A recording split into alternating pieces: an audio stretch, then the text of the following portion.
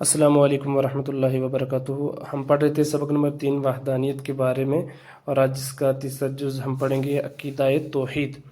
عقیدہ توحید کا مطلب ہوتا ہے، عقیدہ کا مطلب ہوتا ہے یقین رکھنا، اور توحید یعنی اللہ تعالیٰ کو ایک ماننا، یعنی اللہ تعالیٰ کو ایک ماننے کا یقین۔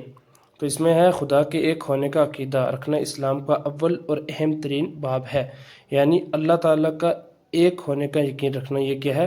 اسلام کا پہلا اور اہم ترین باب ہے، یعنی اعلیٰ سے اعلیٰ جز ہے۔ یہ در حقیقت اسلام کی خشت اول ہے۔ حقیقت میں یہ کیا ہے؟ اسلام کی شروعات ہے۔ خشت اول یعنی اسلام کی شروعات ہے۔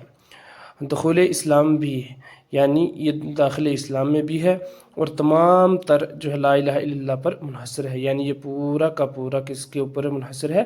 لا الہ الا اللہ پر منحصر کا مطلب ہوتا ہے موقوف ہونا، یعنی ٹھہرایا گیا۔ یہ کس کے اوپر پورا کا پورا ٹھہرایا گیا ہے؟ لا الہ الا اللہ پر، یعنی اللہ تعالیٰ ایک ہے۔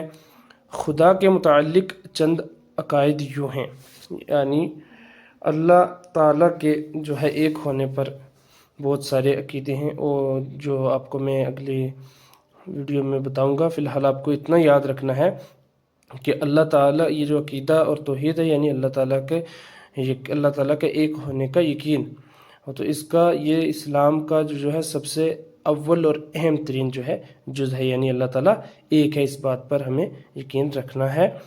اور یہ کیا ہے؟ اسلام کی خشت اول ہے۔ یہ حقیقت میں یہ اسلام کی کیا ہے؟ شروعات ہے، اور اسلام میں داخل بھی ہے، اور پورے کا پورا جو ہے کس کے اوپر منحصر ہے؟ لا الہ الا اللہ۔ تو یہ پورا کا پورا کس کے اوپر ٹھہرایا گیا ہے؟ لا الہ الا اللہ پر۔ تو اس میں آپ کو صرف اتنا یاد رکھنا ہے، عقیدہ توحید یعنی اللہ تعالیٰ پر یقین رکھنا، اللہ تعالیٰ کا ایک ہونے کا یقین رکھنا، یہ کیا ہے؟ اسلام کا اول اور اہم ترین باب، یعنی اسلام کا پہلا اور اعلیٰ سے اعلیٰ اور بہترین سے بہترین جز ہے، کیا؟ اللہ تعالیٰ کو ایک ماننا۔ اور یہ کیا ہے؟ اسلام کی شروعات۔ حقیقت میں یہ اسلام کی کیا ہے؟ شروعات ہے، یعنی اللہ تعالیٰ کے اوپر یقین رکھنا کہ صرف اللہ تعالیٰ ایک ہے اور کوئی بھی نہیں، وہی عبادت کے لائق ہے، اور یہ داخل اسلام میں بھی ہے۔ اور آپ لوگوں کو فی الحال کے لیے اتنا ہی یاد رکھنا ہے۔